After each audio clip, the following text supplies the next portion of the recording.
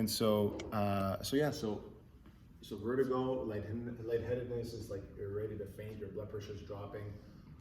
Swaying is like you're rocking in a boat, so it's more so like as if you've been on a cruise and like you're on land, but you still have your sea legs, right? You can have that while you are in movement, or you can have it while you're still. So swaying can be a different description.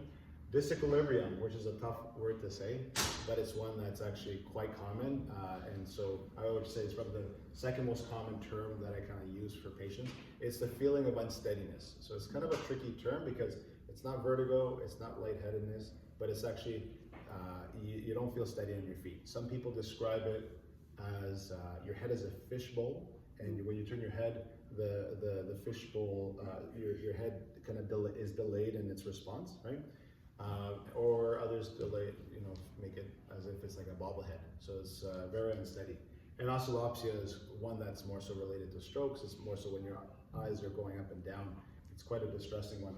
So of course, like I said, vertigo is the illusion of the room spinning or your body spinning. So you want to make sure that you're not using them interchangeably. When you're talking to your doctor about it, you want to be specific, because if you say vertigo, everyone says vertigo, but like really what they meaning is something else. Questions about definitions and dizziness and any other terms? Just thinking of any others, but these are the most popular ones that we experience. So what are symptoms? I just want to kind of point out, what are symptoms? So symptoms are different from signs. Symptoms are what you're feeling. I cannot see it by looking at you. It's what you're feeling. Whereas, secondary symptoms could be like nausea and vomiting. That usually comes with the dizziness, right? Headaches, neck pain, hearing changes, right? Ringing of the ear or earfulness. Sometimes people feel like you're on a plane, right? Or loss of confidence. So this is more of an apprehension feeling when you've lost your confidence level and you're not really certain about where you don't feel confident leaving your house. Oops. So let's talk about what we're going to talk about today. So 35% of people aged 40 or more will experience some form of vestibular problem in their life. And so the most common disorders in one's lifespan would be that BPPV, benign paroxysmal positional vertigo, and I'll kind of walk you through what that means exactly. But in the US, they're basically spending $2 billion annually trying to diagnose BPPV, which in Canada, if you think about it, is like 100-fold less, right? It's probably like $200 million in Canada we're spending on BPPV alone. This stat is a little older, so it's probably more now, right? But this is from like 2011. So like over 65% of patients with BPPV will undergo unnecessary testing. So let's say if somebody's experienced vertigo and they're really worried and they go to the ER here at South Lake, they'll likely do a CT scan, right?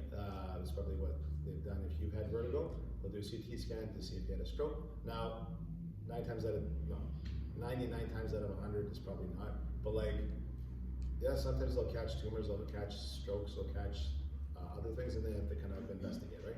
But I think it's a lot of testing and for unnecessary testing, right? I mean, when there's a simple test that can kind of rule in BPPV. So $2,000 is spent to acquire a diagnosis of BPPV when all it requires is a simple test, right? Okay, so that's different from signs. Signs are what you see. So these are like more common when a patient would come in to see me. They appear like this. So they have imbalance. So the definition of imbalance is the inability of the body to maintain equilibrium. So it's kind of like disequilibrium, but like it's more so imbalance where they're bumping into things. They're bumping into walls. They're running into people. When you're walking with your spouse or whatever on a sidewalk, you'll be drifting into them or into the road, so they have to kind of hold on to you. Drifting, swaying, again, the same concept. And then falling, so obviously falls is a big one. So we'll be talking about falls, and I brought my Nordic pulse for you guys to check out. But falls and fall-related injuries are higher, and 38% of falls in BPPV patients are related to the vertigo when people are tilting that up or down, and then all of a sudden they're just caught off guard. So obviously, work absenteeism, people staying home from work, 68% of the BPPV patients will find that they're taking days off. And of course, ADLs, that basically means like activities of daily living. So it can include bathing yourself, dressing yourself, laundry, vacuum, cooking, all those things that you do around the house. That impacts, you're basically on the couch for that time. So conditions producing vertigo. So, okay, so this is big because this is where we're gonna break down the thing. So 42% of the type of vertigo is related to BPPV. And then there's vestibular neuritis and labyrinthitis. So those are viral infections that affect the inner ear. And you can see it's almost the same as BPPV. So in Aurora, I work in Newmarket and Aurora. I would say Newmarket, I see an older demographic, and Aurora is slightly younger. And so I see more of this in Aurora. That's generalizing, but it's typically, like, I remember BPPV is specific with specific demographics, and I'll talk about that. So this one here is with viral infections. So the difference between these two is this is when you have vertigo and you have just vertigo related dizziness, but this is labyrinthitis. This affects the whole inner ear, which includes the cochlea, which is also causing tinnitus, ear fullness. So there's a third one. It's called Meniere's disease. Has anyone heard of Meniere's disease? Yeah, so it's a common one, but actually it's not as common. It's very rare, and it's usually diagnosed through a process of elimination. So they'll rule everything else out, and they'll say, okay, I think you got Meniere's disease, right? So these are the most common ones that I see. What is Meniere's disease? It's an inner ear condition where there is a unequal pressure gradient in the inner ear. So the endolymph fluid, which is what's found in the inner ear, is different from the outer ear. So basically there's a change in pressure gradient between inner ear and outer ear. So when there's an overwhelm of, let's say, salt or sugar in your bloodstream, and there's increase in circulation of those electrolytes in the inner ear, you'll actually get an increase in endolymph fluid, and it'll burst, and it'll cause severe vertigo. And I'll tell you about that. And then the difference between that and, or the opposite, could be like excessive caffeine or nicotine or alcohol, which are like diuretics, and they can kind of also change. So it's basically when your electrolytes change, they can affect your endolymph fluid, and that impacts it, right? So, and I'll tell you a little about how they're different from each other. I just want to go through some others. This is like concussions, head trauma related vertigo. So I did my thesis project at Queen's on post-traumatic BPPV. So I know a lot about that. And of course, this is a very rare one where you have a hole in the inner ear, in the top of the three canals, the superior canal, and that allows for pressure changes to kind of be exacerbated. So I mainly see these three. The difference between these three, I can kind of break it down for you guys. This one here, BPPV, the vertigo lasts for seconds. Just remember that. The vertigo for BPPV lasts for seconds, under 60 seconds typically. Labyrinthitis, vestibular neuritis, the vertigo will typically last for 2-3 days, kind of like a flu. Yeah, weeks. So it can happen for weeks, but the acute stage is, yeah, the acute stage can actually, the vertigo. So there could be vertigo and also disequilibrium, which we talked about, which is a feeling of unsteadiness. That's why it's important to differentiate the dizziness. So you could have vertigo for, the acute stage can last the duration of a flu, however long that is. And then Meniere's disease is basically one where you have vertigo, like excessive vertigo, where you're vomiting, you can't even actually walk. You're basically bedridden. The only thing you can do is just sleep it off. It's like a really bad migraine where you're vomiting excessively.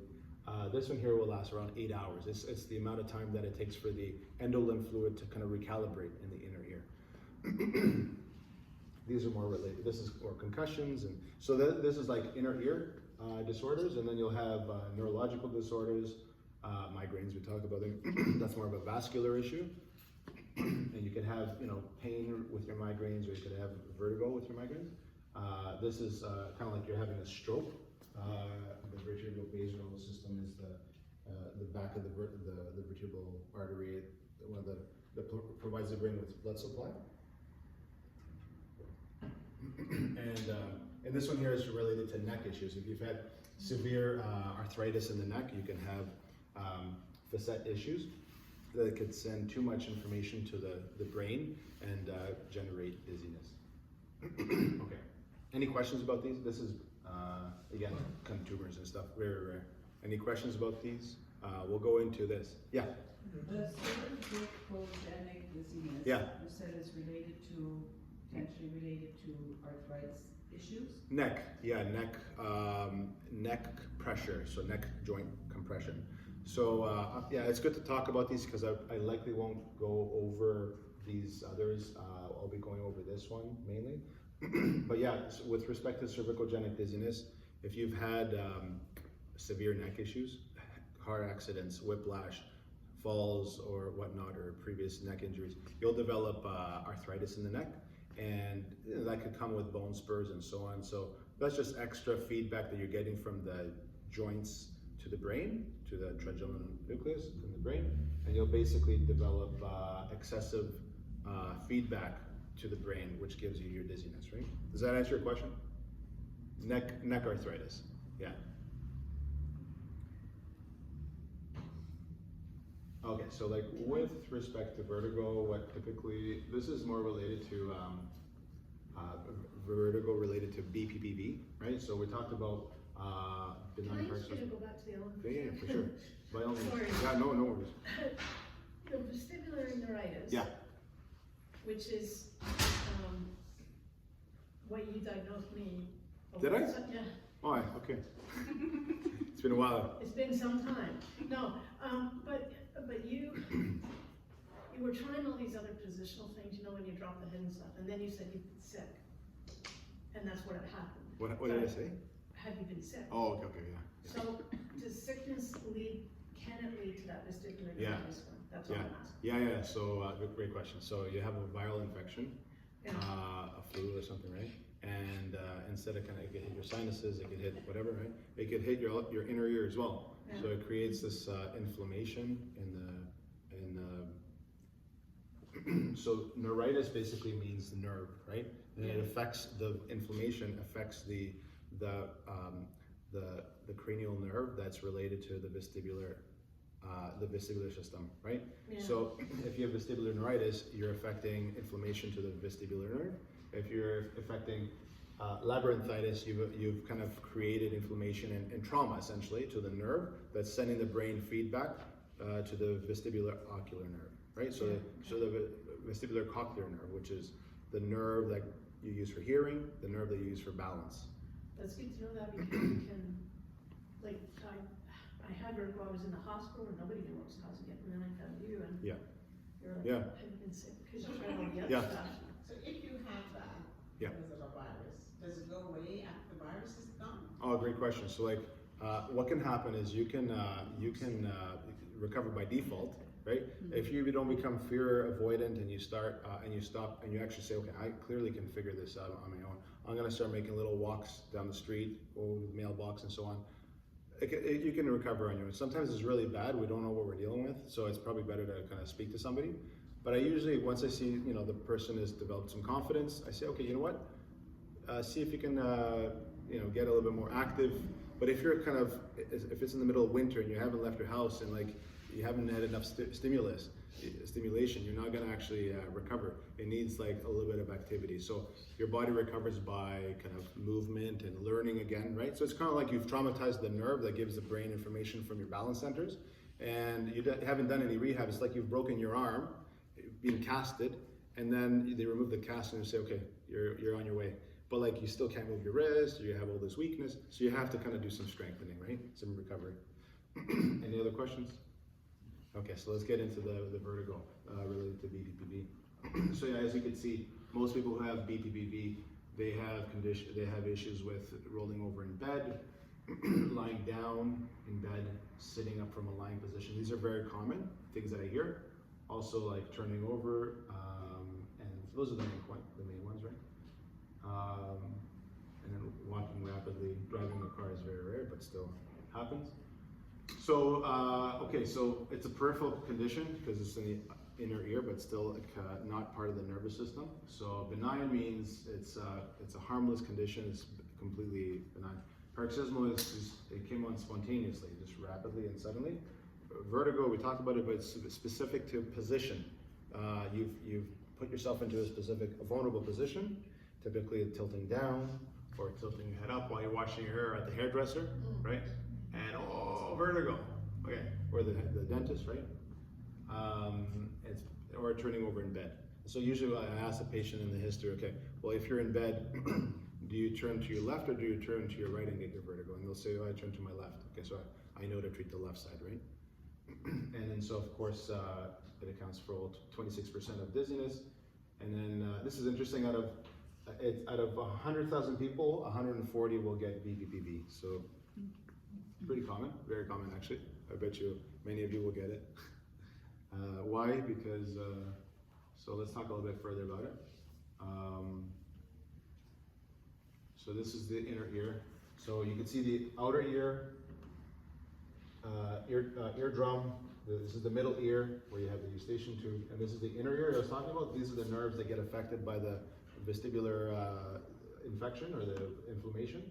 But here's these three semicircular canals, and you're talking about the Meniere's disease. So basically, when there's endolin fluid, like this clear fluid, and it basically gets the pressure gradients change in there, and it bursts. It doesn't burst, but it actually bursts the membrane here, and it takes a while for that to recover. So these are made of, there's little hair cells in these, and it's just fluid. And so with BPPV, what typically happens is there is crystals that kind of go in there, right? And it sends the brain information through the vestibular nerve that you're feeling vertigo. So one side has vertigo, the other side doesn't have vertigo, and your brain is confused, it doesn't know who to listen to, right? So it's getting feedback from one nerve, but not the other side, right? Does it make sense? So, okay, so this is a more close-up version of the inner ear, the semicircular canals, and so this is what we use for hearing, right? If we were to go back to this, basically you have a sound that kind of comes in, eardrum sends it into a vibration, and then from there goes into the cochlea into a chemical reaction, and then goes into the auditory nerve to the brain, right? Whereas the vestibular system has these three canals, and there's the utricle, and there's the saccule, and these crystals that we hear of, actually they're normally housed in the utricle and the saccule. And sometimes when we kind of lay down a certain way, you can see how they get dislodged in one of these three canals, and you can see you'll see that the posterior canal is the most common one that gets vertigo, because you can see that the downward slope. So the crystals will kind of fall down. So we'll talk about why that happens sometimes too. So this is the posterior canal. You can see how it's downward sloping. This is horizontal canal, and this is the superior or anterior canal. They kind of use that word interchangeably. It's a semicircular canal. So can I ask, Yeah. crystals are not supposed to be in No. the canal? Correct, yeah, so the crystals are not supposed to be in there. The crystals should remain in the utricle, and I'll talk about them in the future, in the next slide. But in here, in these three canals, all we have is fluid, like endolin fluid, and these little hair cells, kind of like your esophagus. You have like hair cells. You have hair cells in the semicircular canals, and they, based on your angles, visualize your semicircular canals kind of like a level. And basically, based on their head position, these cilia, these hair cells will move, right? So they kind of move, and they give your brain very precise information about where you are in space. What makes the crystals go out? We're gonna get what treats is them, right? Yeah, how do we get them out of there? No, how did it get there? How do you get in the first place? How do we get back? Yeah, so we're gonna talk about that, but you can kind of see how the utricle, the utricle has these crystals, and based on the posterior canal is the most common one, but you can see how the downward slope causes them to be more predisposed to that. And so there's usually a window that opens It could be several reasons. One of them could be as a result of bone thinning. So these all have, they have a bone that forms them. And sometimes with osteoporosis, you could get bone thinning, which causes some of these bones to kind of be a little bit more wiggly, and of course, little open windows, or I call them like paper cuts almost, like they open up and they cause the crystals to seep in. Or you can have other conditions, for example, a head trauma. I had a little 18-year-old kid who had a head trauma, and he basically, that never happens in 18-year-olds, probably the youngest I've seen it in, but because he had a head trauma, that caused his, that jerk motion caused the crystals to dislodge in there, right? It could be also secondary from a viral infection, right? Inflammation kind of swells up the tissue and kind of opens up these little windows for the crystal to seep in. Does that answer your question? And I'll talk about what treats them, what gets rid of them. Okay. But is that clear? So something opens up, they find their way out? Yeah, so we still don't know, to be honest with you, right? Like that information, we're still learning, even to this date. Like we're still not entirely sure about what is actually happening. So then those crystals gotta find their way back in? Yes, and we'll talk about that. So yeah, so just going back to those 3 canals, they are very specific, like a level. The anterior canal, the one at the top, right, is designed for up and down motion. So, when we're tilting up and down. Horizontal is for side to side, and posterior canal is for, side tilting, like that. So depending on, so you can see how each one is very specific for a specific angle, right? Okay, so going back to the utricle where the crystals are housed. So you asked the question about about these crystals. So this is the utricle and this is the saccule. So these here, I'm just gonna go back here to this. So this is the utricle right here, and the saccule is right here. So this is where the crystals come from.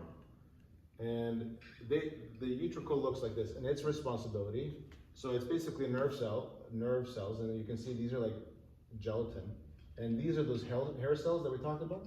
They're called cilia, and then over top of these carbonate crystals, we call them otoconia. And essentially, the utricle is responsible for when you're driving, when your driver is driving, you're the passenger, but you're on your phone or something, and you can feel when the car is stopping or going because these crystals are actually shifting forward and back.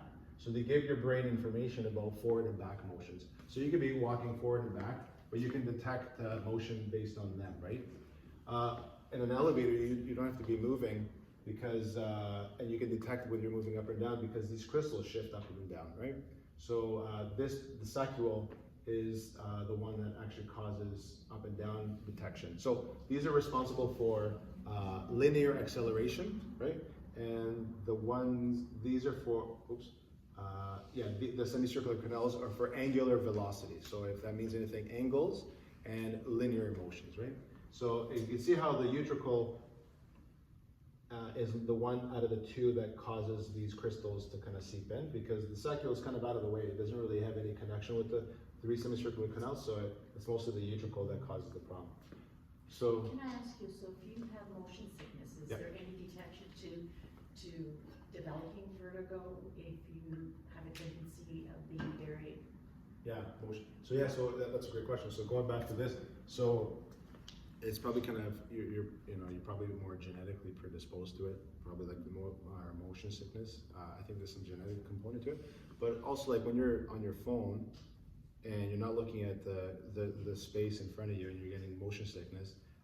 That's kind of like, it's confusing your brain. So your brain is getting information from the crystals that you're moving, but you're looking at something still. It's the same concept as my daughter. She threw up when she was like 1 or 2. She was facing, and she didn't like it. She had a lot of motion sickness. Her eyes were telling her one thing and her crystals were telling her another. And so it's the best thing to do in those circumstances is to look in the horizon or look at something in front of you, kind of like what a driver does. He looks at the car ahead of them, right? But to answer your question about vertigo, that's not related. Like that wouldn't cause motion sickness. Is not connected to the vertigo at all, if that's what you're asking. Well, I'm just saying if you have severe motion sickness, whether that makes you more of a candidate to develop vertigo. I don't think so. No, it's more kind of, you can be more sensitive and more vertiginous, more sensitive to motion sickness and more likely to throw up or more sensitive to nausea. But I don't think that would predispose you. I haven't seen that in the research. Yeah. Have you? Yeah. So I have severe vertigo and I have severe motion sickness. yeah. So they may be linked. So the more motion sickness, the more sensitive you may be. But we can talk about that actually maybe near the end if we haven't answered it already. I would love to have the talk actually about that. One question, please. Yeah. If you go back to the other slide. This one? No, that one. Yeah. So, no, that one. So this one goes this way, this goes this way, and that goes that way. Yeah. Which of those three would cover when you get a feeling of vertigo if you're going from positional vertigo, like from sitting to standing up? Right. Which of those three? Because the upper body is still, Yeah. it's not doing any of those motions. So like if you think about the brain, the head, without like any reference of the body, so the any kind of direction like this, right, would be the anterior canal. So this would be like up and down. Any direction is, so any direction like this and like this. If you're going to you can detect up and down motion based on the anterior canal's feedback. So it's sending the brain feedback of very specific angles of where your head is in space through the anterior canal. If you're rotating like this or like this, you're getting very specific information from the horizontal canal. It doesn't really show it so much like the angle, but it's like it's kind of like this, very specific information about angles through that. And so this one here is more so sideways. So think about like that. So to answer your question about the change of movement, transitioning from lying to sitting. Not lying to sitting, from sitting to standing. Sitting to standing, that's totally different. If your head is not moving, if you're just going from sitting to standing, your head hasn't really tilted up or down or left or right. So that may be something else, maybe related to lightheadedness or something. Yeah. But yeah, good question, because it kind of helped to clarify the purpose of these canals. So yeah, signs and symptoms of BPPV. So yeah, like I mentioned in that slide with the list of conditions, it doesn't literally last. It doesn't last longer than typically 30 seconds. 60 seconds is the most that you'll experience vertigo. It's very short-lived. If you've experienced vertigo for longer than that, you may have been, and it's truly vertigo. It may have been one of the other conditions, or may have had an overlap between vertigo and disequilibrium. Because a lot of people could have had, I had vertigo for like 2 days or 3 hours. If it's truly BPPV, you would have had vertigo for a very short period of time, but you would have had a leftover residual feeling of disequilibrium or of unsteadiness, and that was associated with your nausea and other symptoms. But the vertigo, if it was BPPV, would have been very short-lived, and it's usually in line with nystagmus. So nystagmus is basically when you see an involuntary eye twitching. We called it dancing eyeballs. Sure, yeah. My husband took a video, posted it on Facebook. Oh, did he? On Facebook? Everybody thought he was terrible, and I was like, it's pretty weird. Actually, you know what? It's that caught my interest with vertigo, with BPPV. I was walking by a client one day as the physiotherapist was treating him. I'm like, what is that? And I just had to ask him, what did you just treat?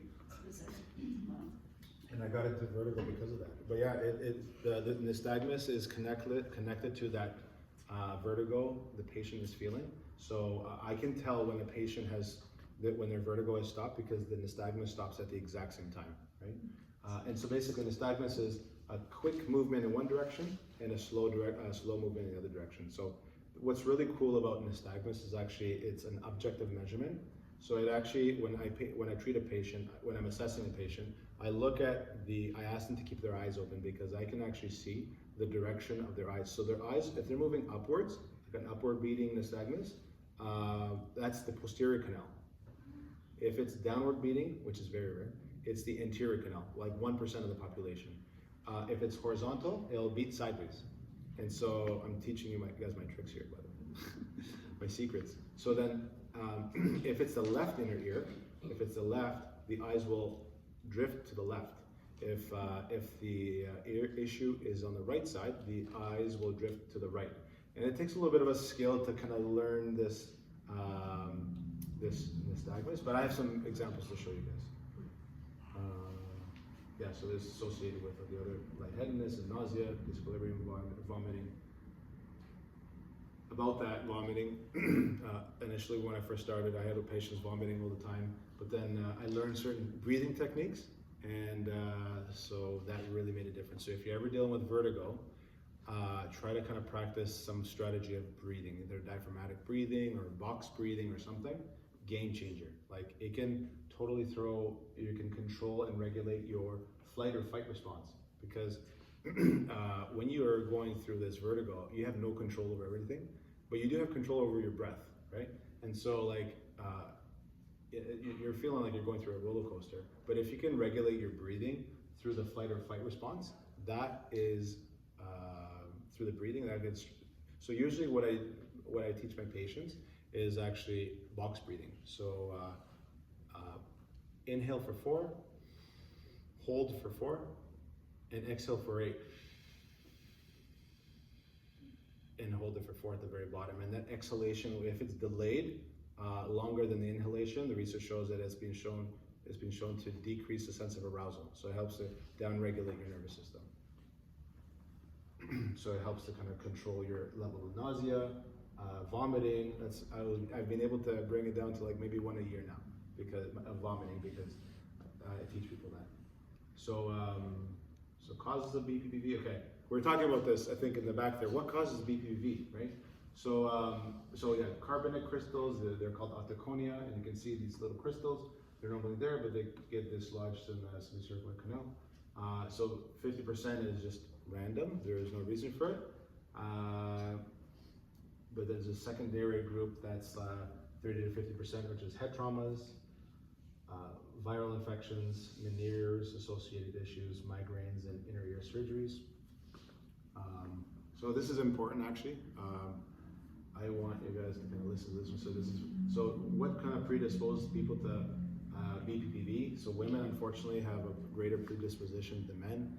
I would say 70% of my clientele are females, and then the males that I see are actually the ones who've had head traumas. So they've had car accidents or whiplash, or you know, they're in the boxing match and they got hit, or concussions. Very common with concussions. Very common and in males. It's around 50% of the demographic if they've had a head trauma, and most common affects the 5th to 7th decades of life. So I see patients after they turn 50 typically for BPPV. I'm not saying that I don't see younger people or older. I saw an 18-year-old the other day. It was just phenomenal. I hadn't seen it before. 18-year-old, it was just crazy. But it's very common in this group, 50 to 7-year-olds, and maybe the reason why is because, going back to that, is because menstrual cycles, like the, menopause and everything, estrogen levels change, and that creates all these other issues potentially, including osteoporosis. So there's a link between BPPV and osteoporosis, but not osteopenia actually, but osteoporosis, yes, but there's no significant evidence to support osteopenia. So also vitamin D deficiency, so associated with BPPV. So I think they may be related to the bone density. We're going back to bone. So in the inner ear, when there's because the labyrinth is actually in a bone casing, if you have bone density loss in the hips and the low back, you'll likely also have it in the inner ear, and so that's going to be associated with deficiency and of course osteoporosis. What's interesting, I think I wrote here, is that you can actually reduce recurrence through supplementation of vitamin D. So that may be helpful, and we all need some vitamin D, right? On a sunny day like today, right? Hypertension, high blood pressure, been linked, and I think 5 times more likely to have BPPV if you have high blood pressure, maybe related to the pressure that it's sending to the inner ear. Migraines, this is typically in younger individuals, I would say, but also older. For some reason, after menopause, migraines go away. Is that true? I don't know, I heard that. Migraines somewhat disappear, maybe? They lessen, right? Yeah. I don't know why. Maybe estrogen levels or hormones. And then had traumas and concussions. Yeah, so this is a big one. I see a lot of concussions and head traumas. Questions about this one? This slide? Does it happen in both ears? Great question. So 60% of the time it happens in the right ear for some reason. Maybe the way that we sleep, I'm not sure. 40% in the left. I've had, I think it's 10% of the population that I see with BPPV will have it in 2 ears. It's a wonderful thing to treat because then eyes are flickering every which direction. So I'm trying to figure out, okay, which is the ear that I'm treating, right? But it's very challenging to get, but yes, you can get it in both ears. And the answer, the question sometimes I get is, can crystals go from one ear to the other? No, they're separate from each other. So you can't get any kind of seepage of crystals to the other side, right? Forms of BPPV. Okay, so we talked about the posterior canal. This is this one right here. This is the most common because of the slope that it's in. 60% of the time it's right inner ear. The horizontal canal. This can happen sometimes when we have what we call a canal switch.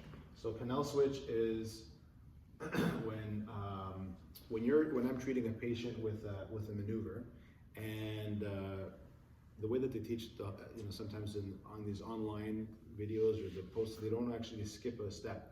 And so like there's a tiny hole between the horizontal canal and the posterior canal. There's a tiny hole, and sometimes what can happen is the crystals can seep into the horizontal canal, and they got now crystals in both ear canals. So then it's harder to treat, obviously, right? And then anterior canal, this is very rare. Like I think I've seen 2 in my career. So I've been doing this since 2013, and I think I've seen 2, maybe 3. But usually when a person has anterior canal BPPV, it's related to some form of, you're either doing headstands all day long because of the angle of the head, right? Or it's related to some other neurological condition. So if a person has downward beating nystagmus, it's anterior canal BPPV, or it may be related to some form of secondary neurological condition.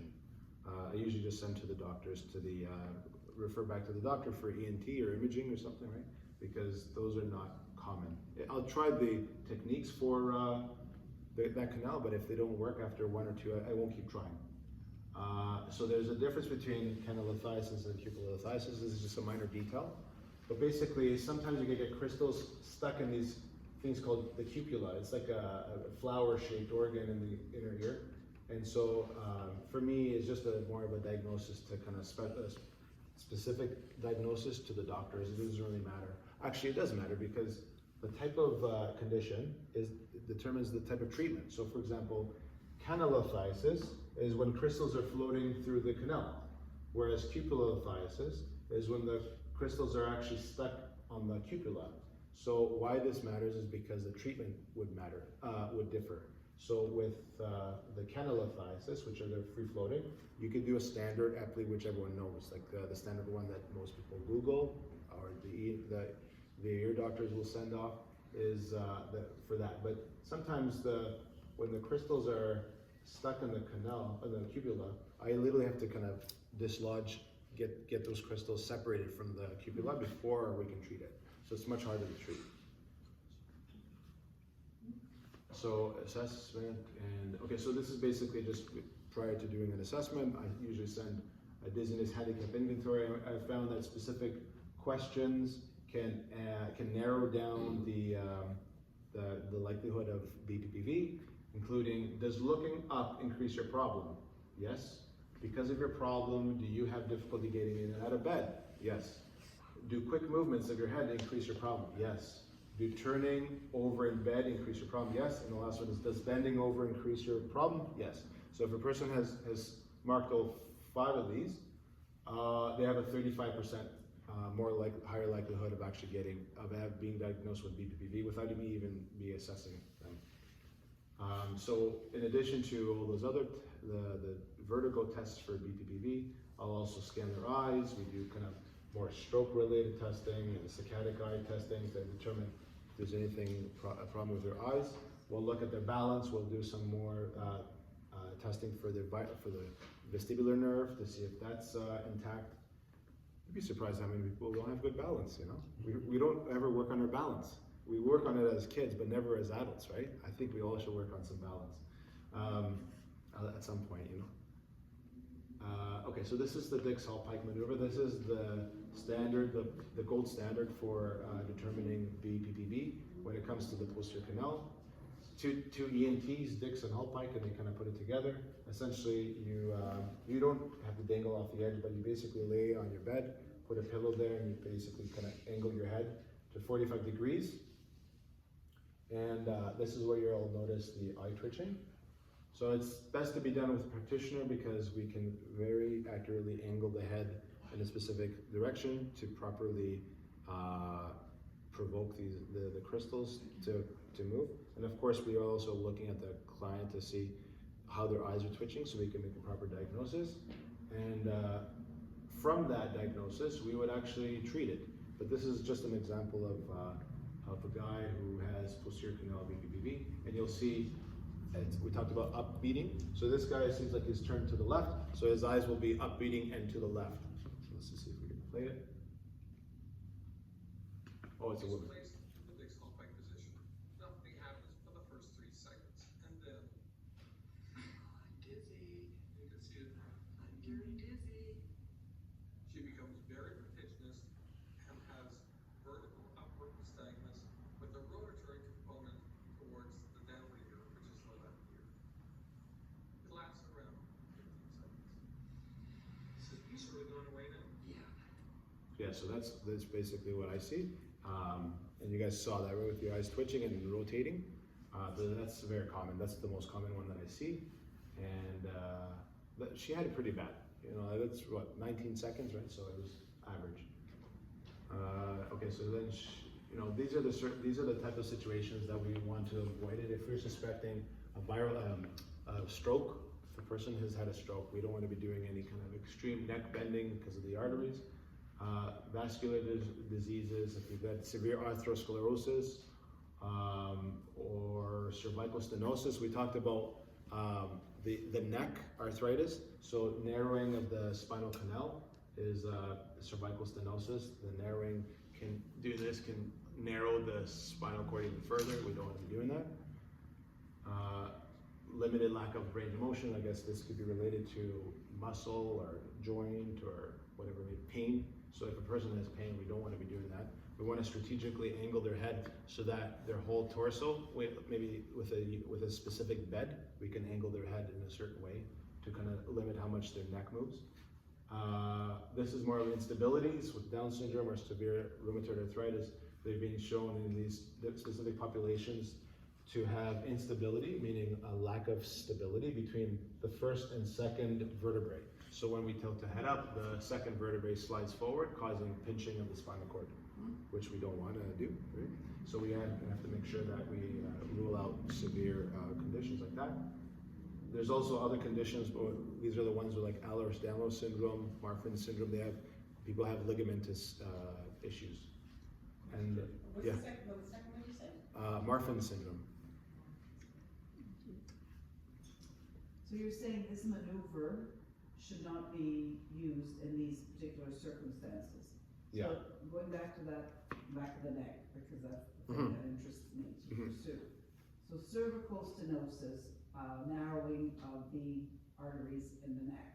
So the cervical stenosis means the narrowing of the spinal canal. The spinal canal that holds the column, the spinal column, the spinal cord. That's different from atherosclerosis or the narrowing of the arteries, which would be, hold on, is it here? Yeah, vascular diseases. Yeah, vascular. Like I had a patient who had a stroke in her the vertebral artery, the pica. If anyone knows, one of the back affected her cerebellum. I would not be doing that Dix-Hall Pike on her, right? And could what this client of yours had be giving her the feeling of Yes. dizziness and vertigo? Yes. And not really be Correct. vertigo, but Correct. more this other situation. Correct. Yes. So But how do you differentiate and so she would be complaining of dizziness without even any neck provocation. or postural. So she'll be dizzy with just functioning. She would feel dizzy, nausea, just by default, all the time. Yeah, but it's not vertigo though. It's more of a dizziness, disequilibrium feeling. Yeah, so this is like referring pain down the arms. Ankylosing spondylitis is a condition where their spine is like fused, like a bamboo spine. And the last one is like low back stiffness. And of course, when somebody is morbidly obese, it's a little bit challenging just to kind of have them move. Why would low back be an issue? If you're lying, so if you notice how the person was lying, they're lying with their head extended, 20 degrees extended. And sometimes what I usually do with my patients is, okay, I'll explain to you why, but I'll bend the knees to offload the low back so they don't have this. But the transition from sitting to lying is actually very painful for somebody who has back issues. So if you have like a really bad back and you're flared up, you probably can't even get down there unless the practitioner is literally doing all the work for you. And that's just probably unsafe for me, right? And also the transition up, they have to use their muscles and their spine would not be safe. They wouldn't be tolerating the lift, right? Does it make sense? Okay, and then, okay, so this is another test. So let's say we had that canal switch where the horizontal canal is affected now. We would be doing the supine roll test, which is not as common. I don't use it as often, but I still use it almost fairly regularly. It's very straightforward, and you kind of, this doesn't show, but you should be on an angle a little bit, like like on a pillow, 20-degree angle, and you basically lay on your back, turn your head to the left, turn your head to the right. If you have vertigo, you'll have the side that you have more vertigo with is the side of the problem. So I'll show you a dizziness, a vertigo condition here. So this is horizontal canal PPB. So you can see the person's on his left. So the practitioner laid them on their back, laid them on the right, they had vertigo, but they laid them on their left, and now the eyes will move horizontally. So relative to the head, the eyes are moving this way.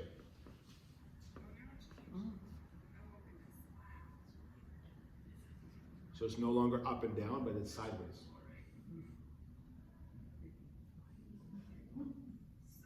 Does that hurt a person when they're doing that? They have a lot of vertigo. Spinning, like your room is. Would his eyes be Oh, heavy? no, most patients don't even know it's happening because they have such a vertigo, yeah. So why are his eyes going up and down?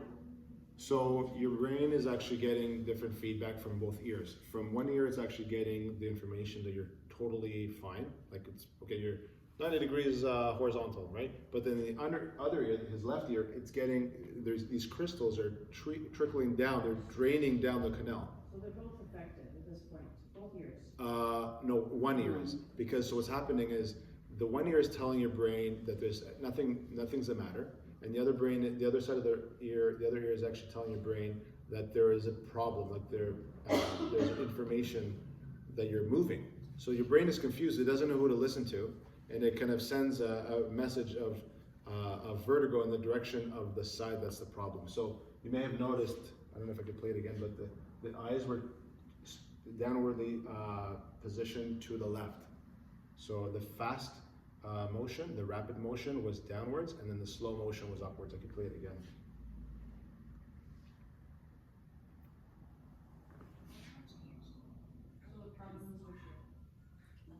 The left ear, yeah, the left ear. So if you flipped him on his other side, it wouldn't do it?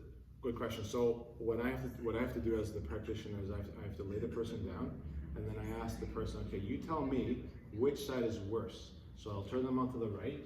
You still have vertigo, but it's not as bad. It's like, because that side is still affected, but it's not as affected. When I turn them onto the left, on the affected side, that's when they have more vertigo.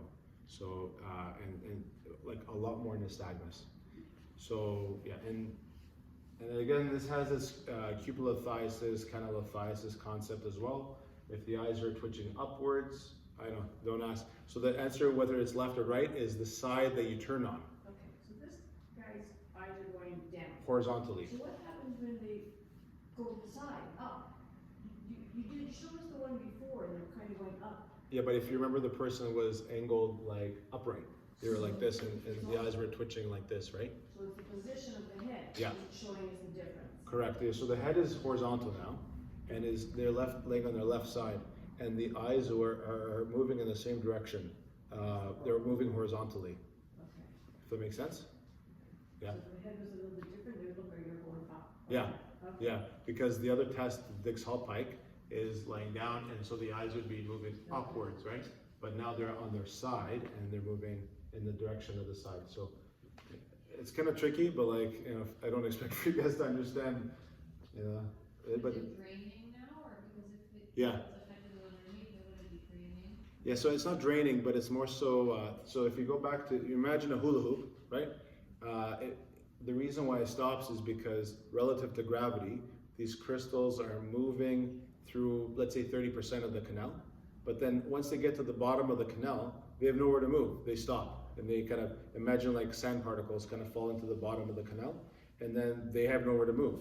Now, in order to get those crystals out of the canal, I have to do the treatment, the maneuver, and I'm going to teach that soon. So, yeah, does that answer your question? Yeah.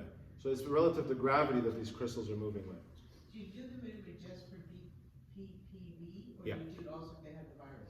No, we don't do it for the virus. If you do, a lot of people are given the vertigo maneuver, and they have the virus. They're just making themselves feel worse, and they're just making themselves feel nauseous and more vomitous, right? And it's counterproductive. Yeah. So this is anterior. This is again very rare, but you can see. So, like the first one, she's lying. This is the Dix-Hall Pike. Instead of moving upwards, you see her eyes are twitching downwards. So that's downward beating nystagmus, and it's anterior canal, BPPV. Whereas posterior canal, they would be moving upwards.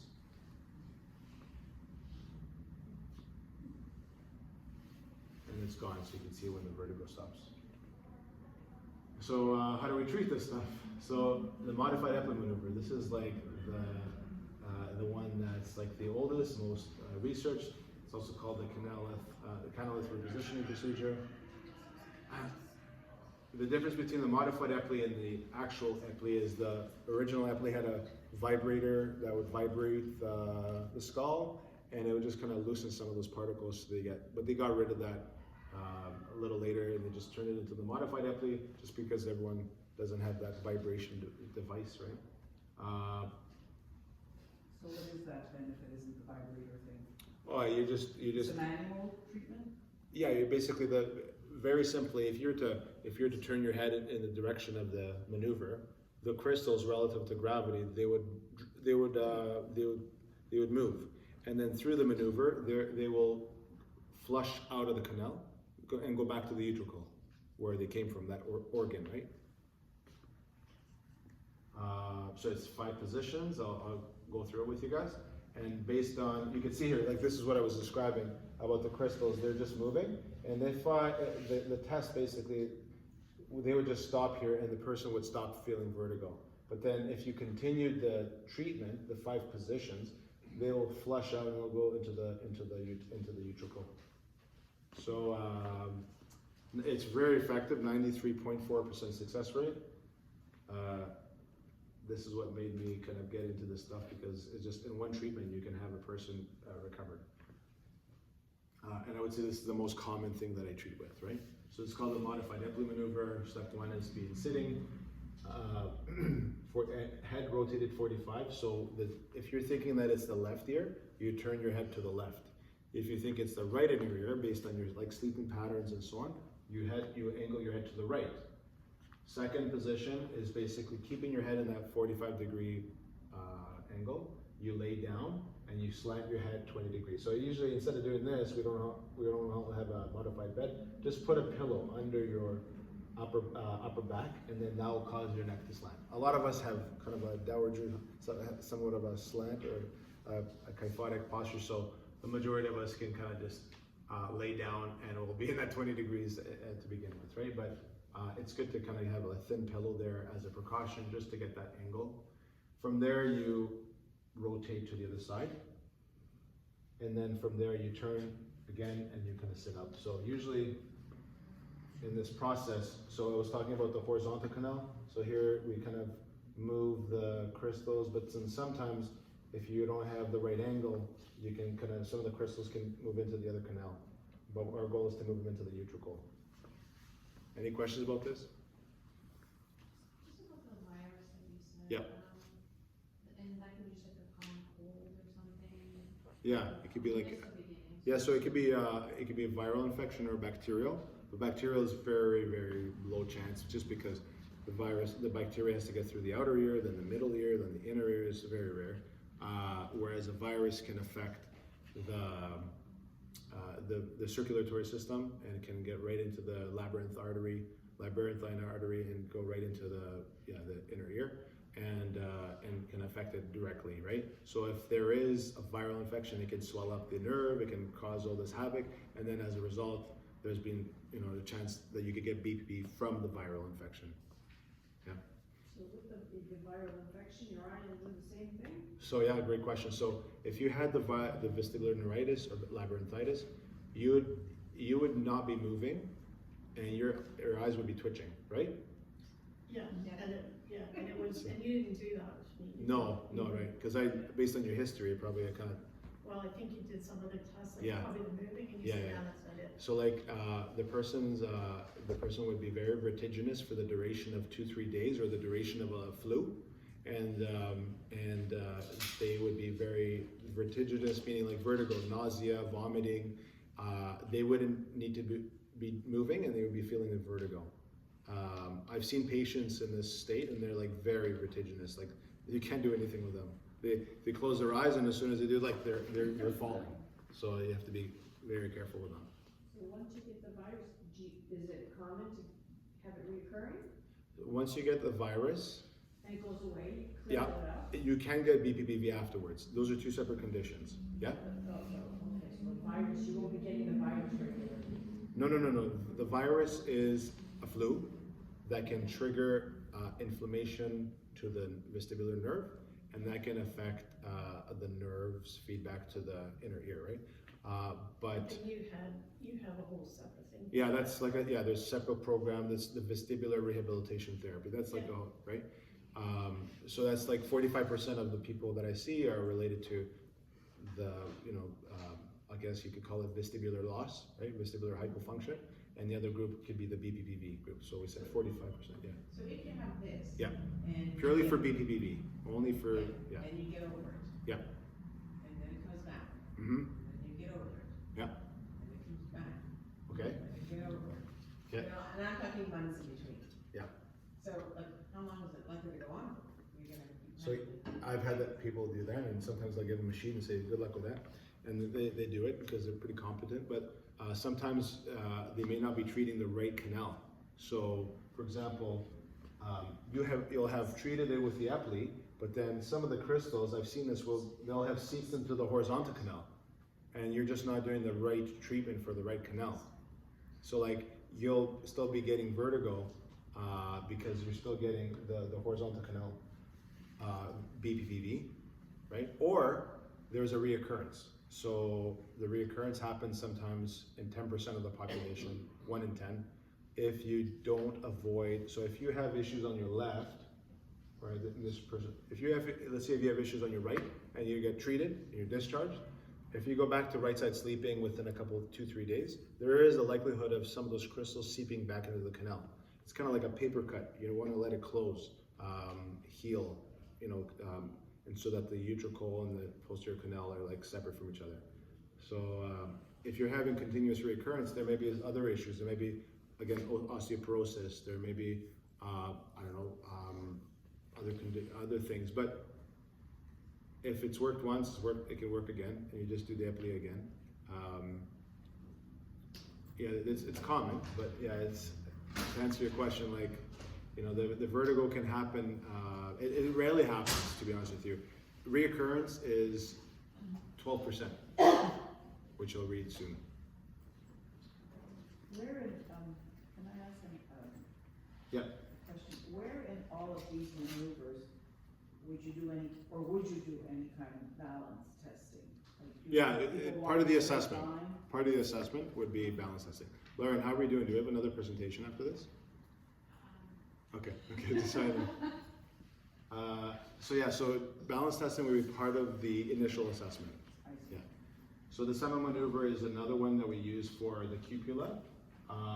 When you have crystals dislodged in this organ here, and for this, it's like a MacGyver move. Like literally, you need to kind of have a patient. It's like a body slam, and you'll see, it's quite something. But it has a 90% success rate in 4 treatments. But I'm very selective with who I do this with, obviously, right? Again, I'm very careful. I wouldn't do it to anybody. I would check your history and osteoporosis, and I wouldn't be doing it with you unless we kind of consented and whatnot, right? So women are tested for bone density all the time. Yeah. Men don't seem to be. Men don't seem to get this either. Right. Oh, my husband definitely has that. It's 30% of the population that have it for men. Males cover like 30% of the population who have this. So how do you assess whether osteo? I can't really. I just ask the patient, do you have osteoporosis? That's all I do. That's all I could do. Unless the patient, a lot of people are undiagnosed, right? Right. But I wouldn't know. So that questionnaire sheet you had there, Yeah. that sheet where you ask all the questions to sort of pinpoint where you're going Yeah. with this, what's that? Would you do that with a person, let's say with their husband, to sort of figure out Oh yeah, with everybody. where you're going? So yeah, the College of Physiotherapy requires that we do some form of standard measurement, some outcome measure to kind of monitor progress. So I have a standard outcome measure that I send out, and it's called the Dizziness Handicap Inventory. That's where those questions came from. Right. Those five checks, and then based on that, I can kind of, it's called the Dizziness Handicap Inventory, right?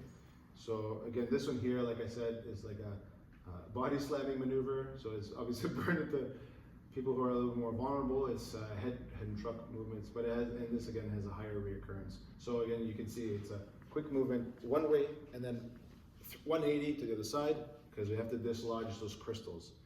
We have to kind of dislodge them out of that cupula. And this, of course, is the barbecue roll. The barbecue roll is my favorite just because it's the canal switch. This is what you treat for horizontal canal BPPV. And low rate, like the reoccurrence is 3.7%, so it's good, right? So it's fairly low. So what do you do? So if a person has, that guy who was lying on their side and was having downward beating nystagmus, Yeah. right? So that's horizontal canal BPPV. So for that person, basically, I call it the barbecue roll. It's very simple. If you have downward beating nystagmus, which is also very rare, right? It's like 10, 12%.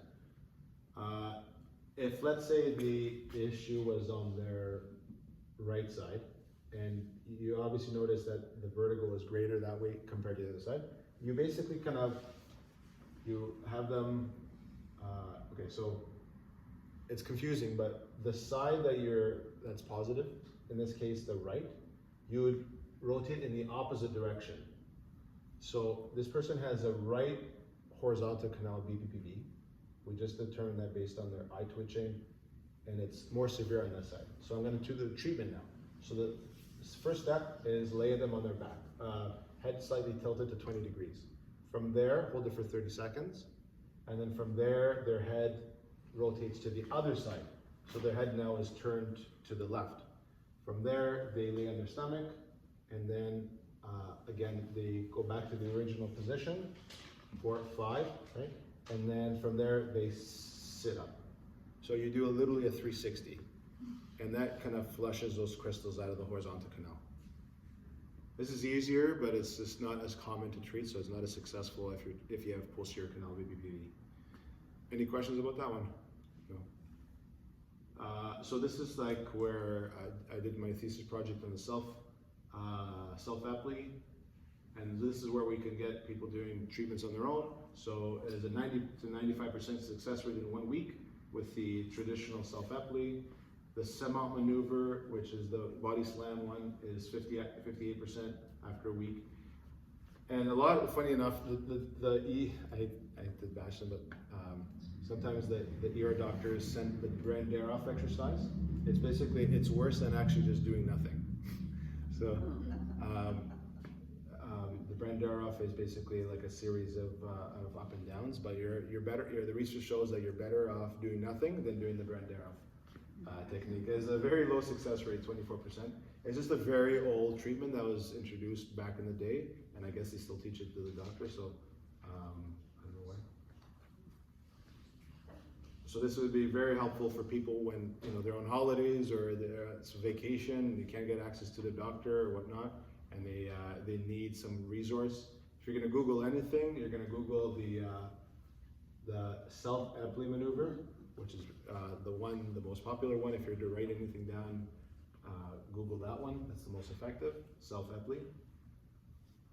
Lots of success with that one. And it's basically the exact same thing. So about reoccurrence, we talked about, after I usually instruct my patients to avoid flat lines, so they kind of sleep elevated. They avoid turning onto their affected sides by putting some pillows. I don't put cervical collars on people, but some people do that just to be sure, so they don't tilt their head down or up. So this is kind of more in line with what I deal with people who have viral infections, vestibular neuritis or labyrinthitis. So I do more head movements. So basically, think about the inner ear. So imagine 2 levels, and they need to be, one of them has to be recalibrated. So basically I recalibrate their level, their semicircular canal. And I do that with habituation exercises, habituating a specific task, desensitization exercises like desensitizing the dizziness, balance exercises with postural, so feet together or one foot walking in front of the other, kind of turning the heads, pretty complicated stuff. And gaze stabilization, which causes a lot of dizziness for people, but I kind of train them how to manage through it, and they get better. And so going back to BDV reoccurrence, so reoccurrence is defined as if it's within 30 days, confirmed by Dix-Hallpike, and this is kind of important. The reoccurrence after an Epley is 12%. After a summit maneuver, it's 22%, and the barbecue, which is the Lampart, is for the horizontal canal, it's 20%. So it's fairly low, but it's still probable. And so in conclusion, 2017 study concluded that only 10 to 20% of all physicians perform any kind of repositioning maneuver. That's quite low, considering like they're spending many thousands of dollars on CT scans and so on. So it's very, so we want to kind of educate them that we're dealing with vertigo, and of course, a lot of them just kind of give out the exercise Epley maneuver to perform, but they're probably not doing the Dix-Hallpike, the test to confirm it. And so a lot of them are not doing the maneuvers themselves, just because it's very time consuming. You have to kind of have a patient who's feeling sick to their stomach in their office, right? They just don't have the time for it. So that's maybe where we physiotherapists come in handy. We can have the hour session with the client. We focus on care and whatnot, and follow up and so on. So we can take the time to make sure that they're going home safely, right? We can get a faster diagnosis and treatment through screening dizziness patients faster. Okay, so I just wanted to quickly talk about fall prevention. Obviously, these are kind of more common things that we can kind of do, especially after we feel vertigo or during feeling vertigo, there's a high risk of falling and so on. So we want to make sure that we're kind of using Nordic poles. I brought some in. You guys can take a look at there. After feeling vertigo or the vestibular neuritis, these are very handy. They can be measured based on your angle. So there's one that's left and one that's right, and you can kind of measure them so that this is a little low for me. Ideally, when I'm measuring it, I want to have it so that the Nordic pole is roughly 90 degrees, or my elbow is 90 degrees, or my forearm is parallel with the ground. And basically, I use them for several reasons. If you have spinal stenosis in your low back and you cannot stand upright, you can kind of use them and flex forward. A lot of us can do that. or you can kind of use them. So if I have a narrowed base of support and I feel unsteady, these will widen my base of support. They'll make me feel more steady because I have a larger surface area. So that's what canes and stuff do. And these are a little bit more trendy, you know. No one really wants to walk with a cane, but these are not bad, a little bit more sporty. And we can walk with them. So of course, like planning your routes, where there are chairs and so on, and avoiding tripping hazards if you have a parent or somebody who's dealing with this, by removing you know, rugs, loose rugs, and making sure that they're not wearing slippers that they're going to trip with, right? And of course, sometimes getting lights where there are the stairs and whatnot, so that we can manage without tripping, right? This is where I'm at. I'm actually in the office with the ENTs, the ear, nose, and throat doctors, at the Medical Arts Building on Davis Drive across from the hospital. Thank you for joining me today. Sorry for taking a little longer, but I'm glad we had a good discussion today. Do you have a clinic in Aurora or no? Yeah, it's at the Aurora Prime Physiotherapy Clinic as well. So Aurora Prime Physiotherapy Clinic. It's on Holland View Trail in Bayview. And I work in two, I'm kind of a contractor in both. Just this one here, kind of I started on my own, and the other one I contract my work there, and I work in both clinics. It's my website, Dizziness class. I have a whole bunch of information about different conditions, and we were talking about like rehab exercises, vestibular rehab exercises. I got a whole page on that, PDF, free PDF information. And any questions? Any further questions? Yeah. So the question I want to ask, obviously when you come to physiotherapy, you will have your assessment, your first assessment at a certain cost, and then the next treatment's at a cost. Yeah. But if this is a medical condition, why would this not be covered under OHIP?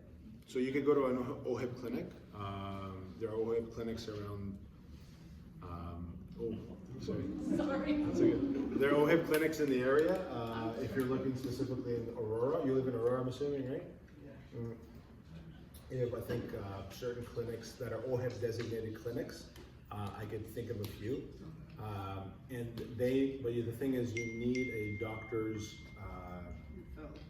you have to kind of be, let's say, to the ER or somewhere. I don't know the specifics about it, but you have to get a doctor referral.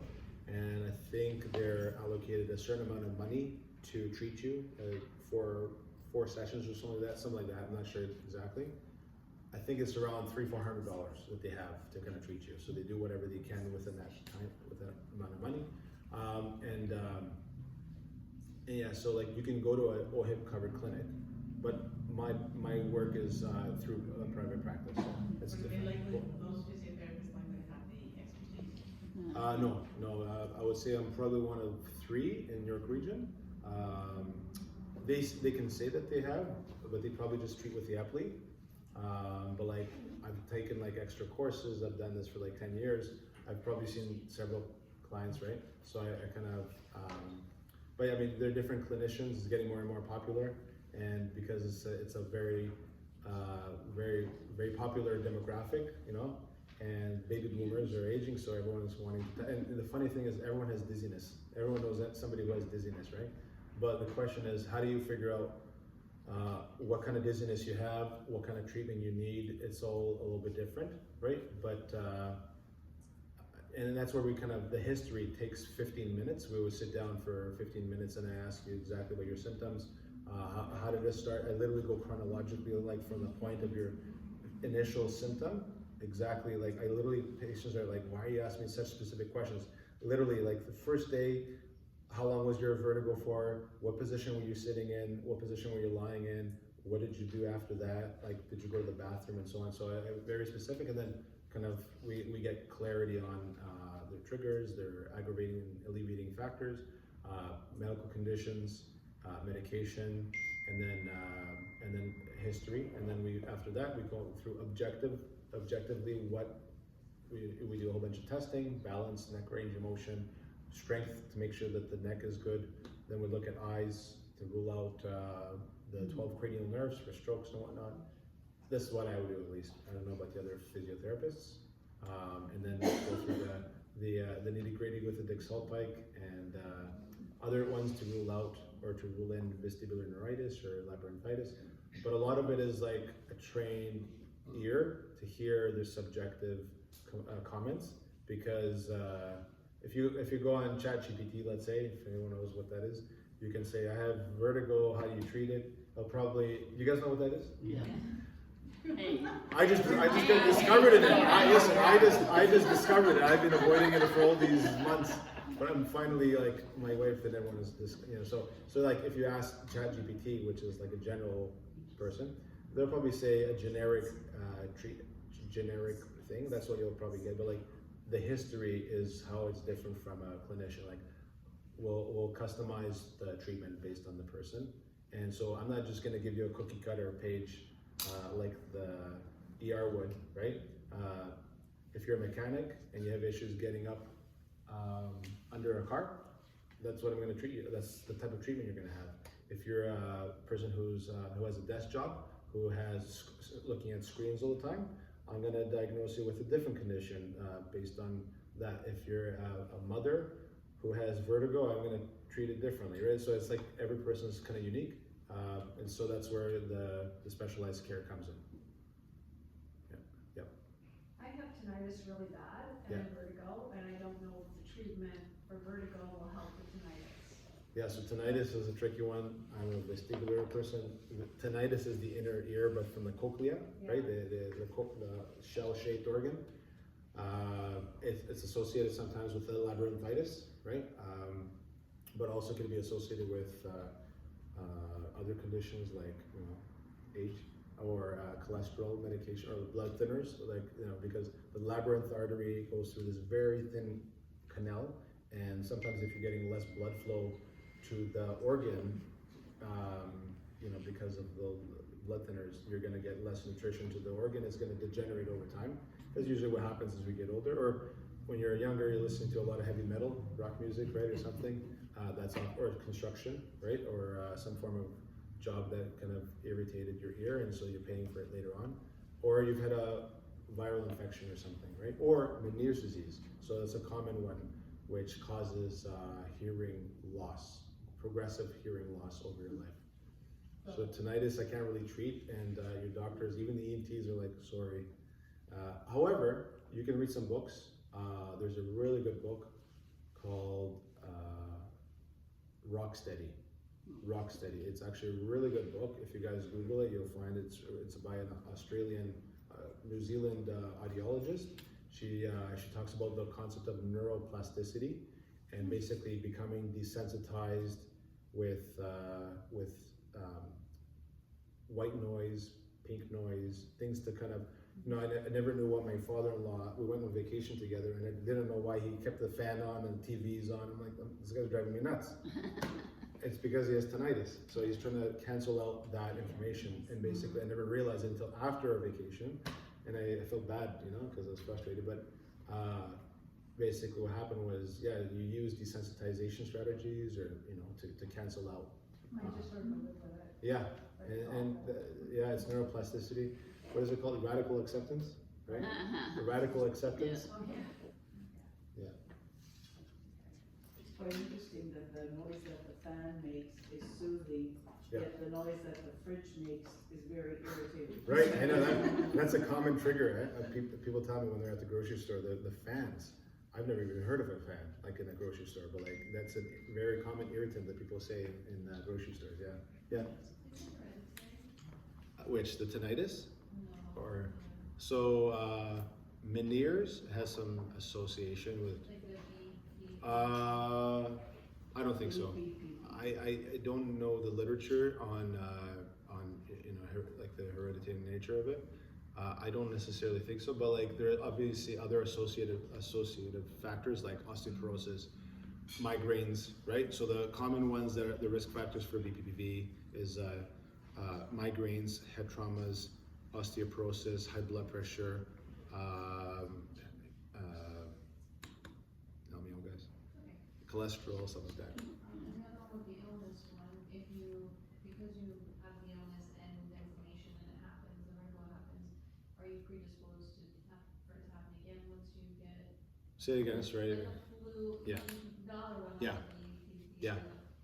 If it happens once with the inflammation, then you get healed, Mhm. then months later you get a sickness again, are you predisposed to it happening again because your ear has already? That's a really good question. I've heard of a few scenarios where a person got shingles and their vertigo got ignited again.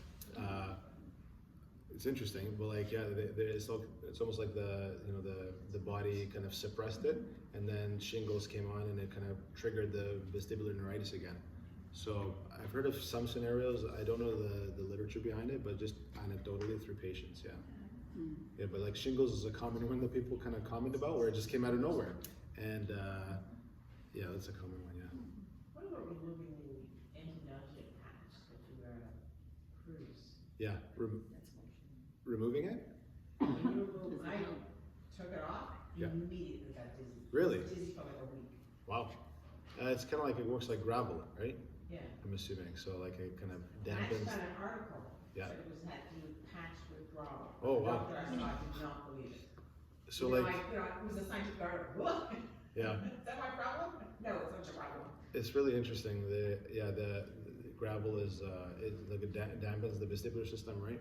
But there's a condition called Maldebarkman syndrome. I didn't mention all the conditions. There are other conditions like PPPD, postural persistent partial perceptual dizziness. There's another one called Maldebarkman syndrome, where you're on a boat and you'll be on the cruise, let's say, and then you don't lose your sea legs. You keep your sea legs. So then after that, you have constant motion sickness the entire time. You're constantly swaying. And to treat that is, wow, it's hard. Yeah. Yeah, you literally have to do these weird, wacky tests. Yeah. Oh yeah? Wow. I've treated a few patients successfully. You integrate some very specific eye tracking activities with horizontal lines. So I'll show you actually. I think I have it on my phone. Oh, thank you. I would show you, but I'm recording. But yeah, basically you have these like lines, black and white lines, and the lines basically kind of run one way or the other, and depending on your sway. So if you're swaying to the left, you have to kind of counter the lines, these black and white lines, in the opposite direction to counterforce the. It's really weird, yeah. And it's based on the speed. You have to find the right speed according to your comfort level. So, but a lot of it has to do with like treating the neck, working with similar vestibular rehabilitation exercises like balancing, basically kind of getting you moving. But Maldebarkman syndrome is where you could have it swaying, like rocking on a boat while you're still, and also while you're in movement. So it's kind of tricky to treat. So how do you determine if, in fact, you have that condition? Based on the history of the person. If they've had a history of being on a cruise and then they haven't lost their sea legs, right?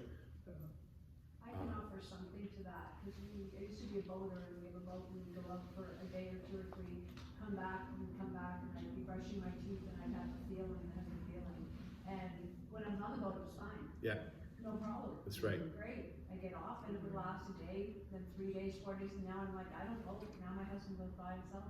Yeah. And I'm on a cruise, and it happened on a train too. That's right, actually. So funny enough, they feel disoriented when they're still, but when they're driving or in the passenger or they're back on the boat, that's where they feel at peace.